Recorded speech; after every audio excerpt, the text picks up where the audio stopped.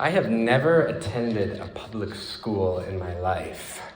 When I told people that in college, I think they got the wrong idea. I think they envisioned selective admissions and tutors and college prep. But my school experience was a little different than this. We had a different curriculum at the schools I attended. The sciences were questionable. We learned that Adam and Eve probably rode dinosaurs to church 6,000 years ago. What else was there? Well, there was not any sex ed at my schools growing up, because any information would have been too great of a temptation. But for whatever reason, they still had drug addiction resistance education, DARE, that program. I don't understand the difference there, why we could talk about drugs and the danger but not sex. It didn't make too much of a difference, though, because when I went to high school, people are people, kids are kids. It was not a stellar education, but I'm digressing here. One of the good fortunes, though, one of the really good things about my education is that we got to spend long days at school thinking about God, asking questions about God. We had religion class every day. And I remember in religion class looking at the clock, and every day when the long hand on the clock was nearing the end of the time, because they had taught us how to tell time,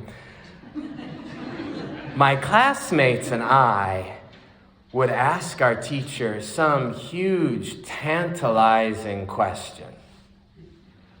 Mr. Groudon, is God strong enough to create a rock that is so heavy that not even God can pick it up?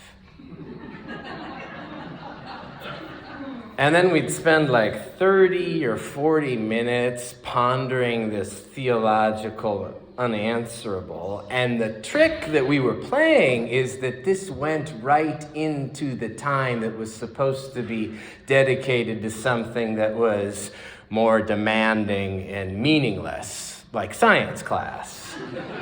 So we would think, we've done it. We're not going to get any science homework today. We thought we were playing a trick. And I bet, in turn, the teachers thought they were playing a trick on us too. Because here they were, getting these young people to wonder about God. This continued when I went to private college, but the teachers there were much more erudite, and the questions were even bigger.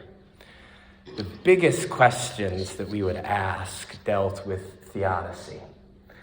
Theodicy is the question of how evil or bad things can exist in a world that is ruled by an all-powerful, all-loving God.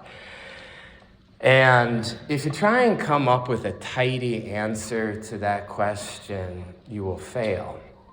Because there is evil and bad things in the world, and that does not make sense if God is all good and all powerful, because then it would seem that God permits that. But if there's evil in the world, maybe God isn't all good and all powerful because God can't prevent that. It is very hard to resolve.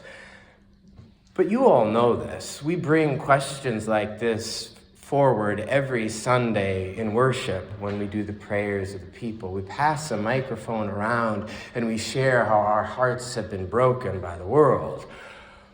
I'd like to pray for that young person who was killed in the car crash last week.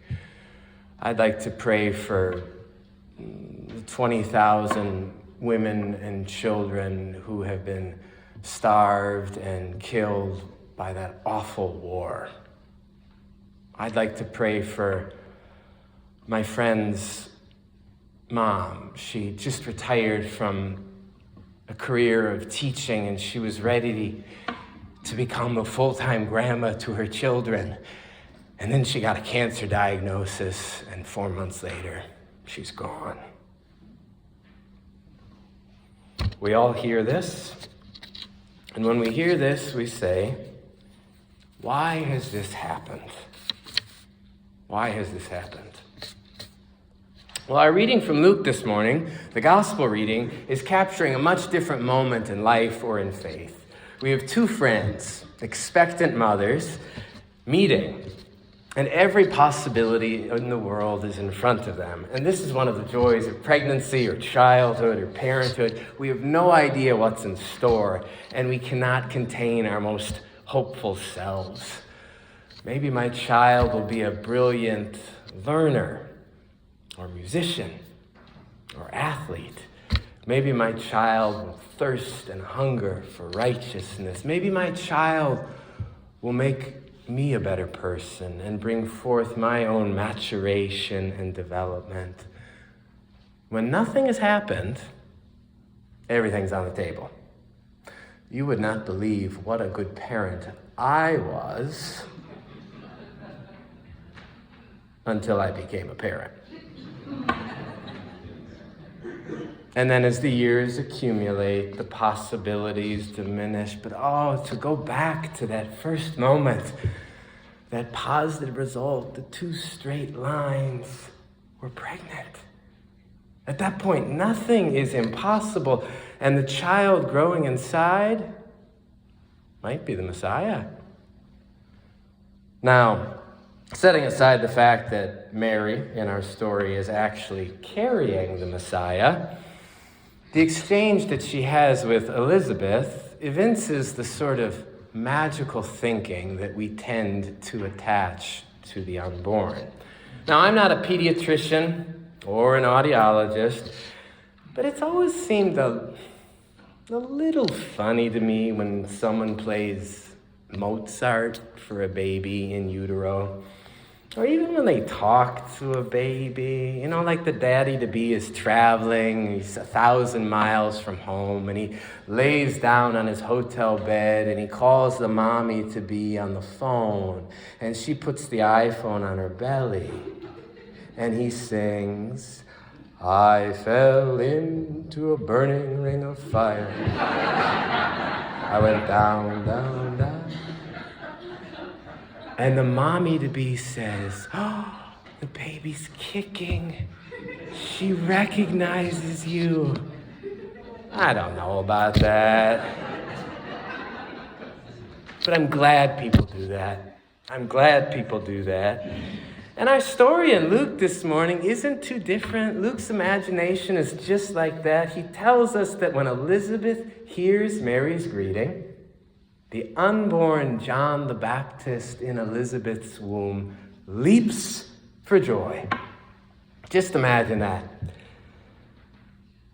Baby Johnny the Baptist, like he's pictured on the front of your bulletin, preparing the way for baby Jesus, toddling in front of baby Jesus, tossing away every stuffed animal or jingly thing or chew toy, preparing the way.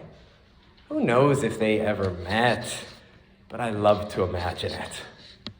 And I think we need to imagine this in order to recognize something that Elizabeth says in the text this morning, something we often hear, but Elizabeth puts it so differently.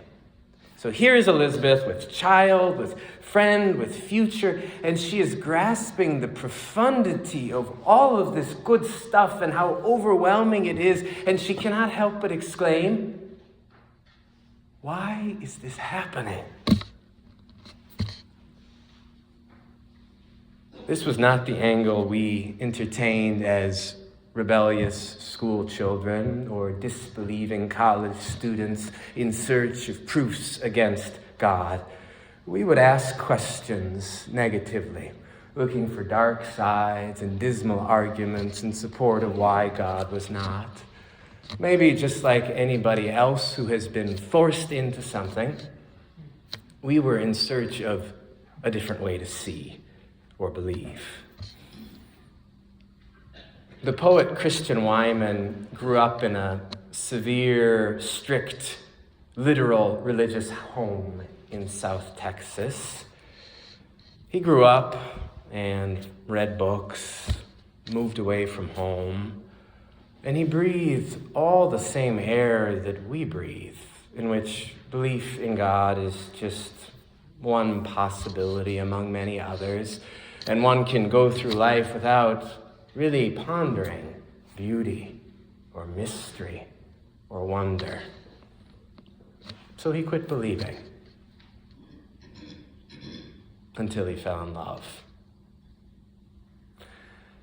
And in the early days of his relationship with the woman who would become his wife, Wyman and his beloved would sit together, and they could find no language to express the gift of one another's presence.